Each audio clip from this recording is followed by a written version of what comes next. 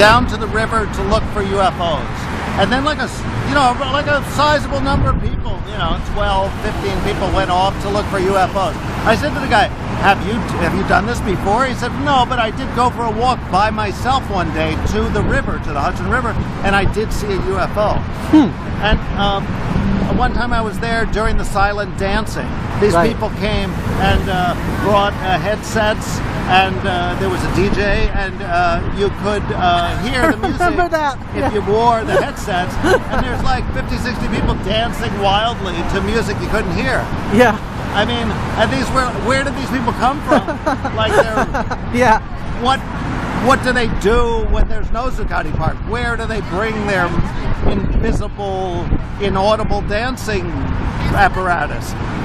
Things like impossible things would happen, or like all of a sudden everybody around the Tree of Life somebody would lead us in chanting Om, just like strange, unaccountable.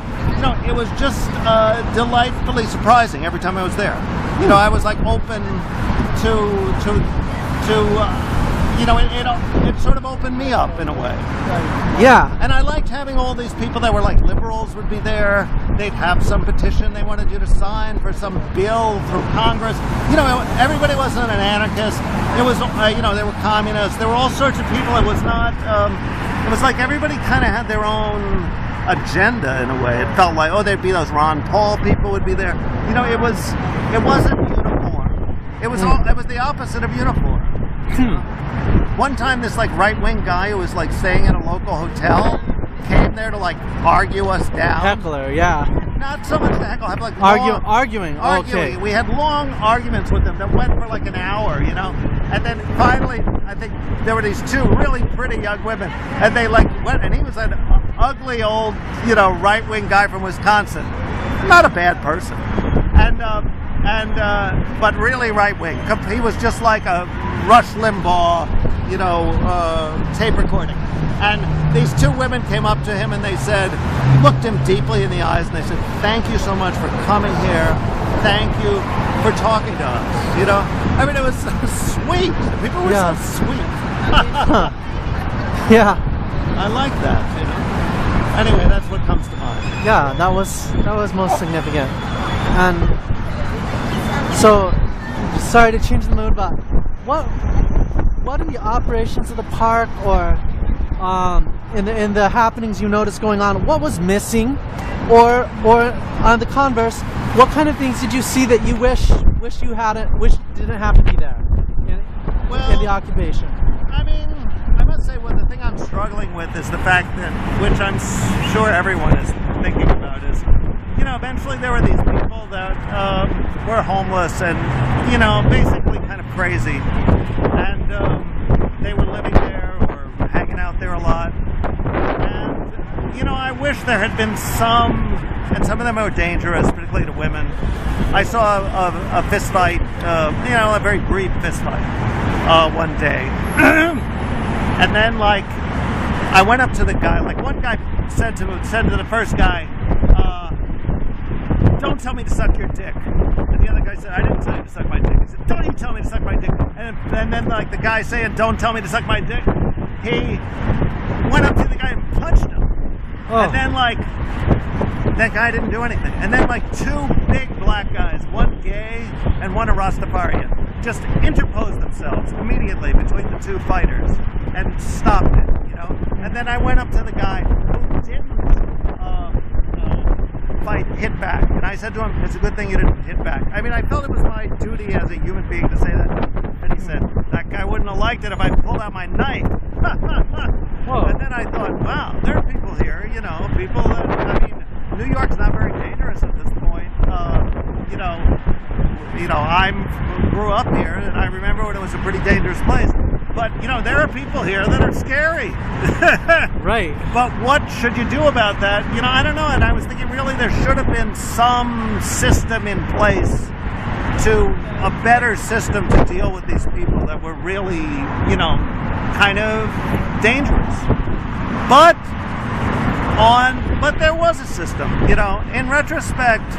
Now I'm not so sure. I've kind of reconsidered my reconsideration. At first, my basic thought is yes, there should just be somebody should just have to be tough and say, look, get out of here. Right.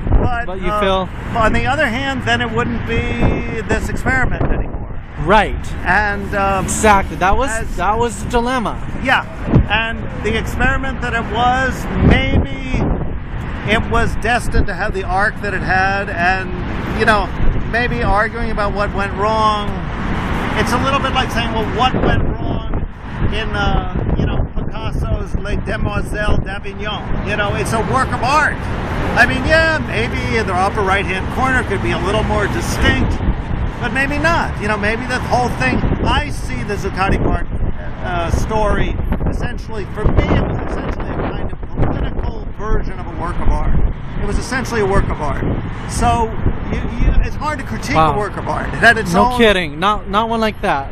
Yeah. Yeah. It had its own momentum, dynamism, composition, system. I mean, eventually, my biggest regret is that eventually there were people that were fighting the cops, and that got kind of fixated on fighting the cops. Right. And if you ask me, fighting the cops is like fighting time. I was like sitting in my bed, like preparing for this interview. It's like fighting anatomy. There's certain things you can't win against. You can fight time, you can fight death, you can fight geology, you can fight all these things. But guess what? You're not going to win. Right. And if you do win, suppose you win and you've abolished geology, then what? What do you do with the absence of geology? Suppose you win and like all the cops in New York say, I give up, we quit, no more cops. Then what? I mean, I don't know. I'm not sure. Then you have a bunch of anarchists becoming cops. Yeah. The cops working group is what would have happened. Yeah. Who knows? Might have been fine. Which we already had. Yeah. Exactly. Which went through a couple name changes. Right. I thought it was so bizarre that the cops respected our settlement as like they respected the boundaries of our settlement. They wouldn't coincide. I think that's so weird. I've never heard of that in the history of the world. It was like, I mean, there was something amazingly bold about this whole adventure.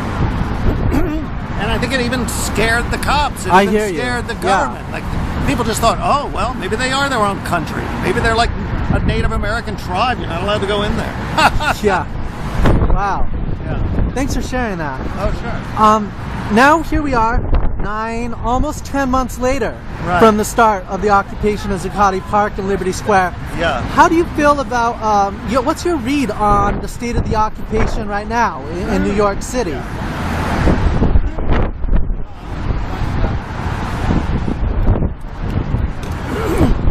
Well, I'm still in love with Occupy. I consider it the first truly revolutionary movement I've personally encountered. And I was like 16 years old in 1969, and I lived in Manhattan, in Uptown, in Inwood. So I was kind of around in the 60s. I went to demonstrations. And it was a revolutionary time, but it was not a revolutionary movement, if you ask me, And this, I think, is a truly revolutionary movement. I'm in love with it. I love everything about it. Now, the problem is it's very hard to read it right now. It's hard to know. It's like when your girlfriend goes away to Switzerland. It's hard to know what she's thinking. She sends you letters, and she seems sort of to like you still, but on the other hand, she doesn't seem to be exactly hurrying back. It's like, I don't know what's going on right now with Occupy. I thought it was kind of over. And then I went to May Day, and May Day was a success. You and I met that day. It was a clear success. I mean, it wasn't as big a success as I'd hoped. Maybe the general strike didn't really work, but it basically was a success. So no, general strike is a huge concept because unions can't strike anymore. So that was I mean, a general strike, that using technology, that was